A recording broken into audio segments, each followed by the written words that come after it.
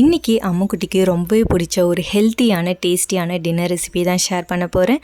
இந்த ரெசிபி பண்ணுறதுக்கு ஒரு சின்ன வெங்காயம், கொஞ்சம் தக்காளி, மீடியம் சைஸ் பம்கின், ஒரு பீன்ஸில் பாதி, ஒரு கேரட் எடுத்து குட்டி குட்டியாக சாப் பண்ணி வச்சுட்டு ஸ்டவ் ஆன் பண்ணி ஒரு குக்கர் வச்சுட்டு கொஞ்சமாக நெய் ஆட் பண்ணி கொஞ்சம் சீரகம் ஆட் பண்ணிவிட்டு கட் பண்ண சின்ன வெங்காயம், தக்காளி, வெஜிடபிள்ஸ் எல்லாத்தையும் ஆட் பண்ணி நல்லா மிக்ஸ் பண்ணிவிட்டு உங்களுக்கு வேணும்னா கொஞ்சம் மஞ்சத்தூள் ஆட் பண்ணிக்கலாம், வேணான்னா ஸ்கிப் பண்ணிடலாம். நான் இன்றைக்கி கொஞ்சமாக ஆட் பண்ணியிருக்கேன்.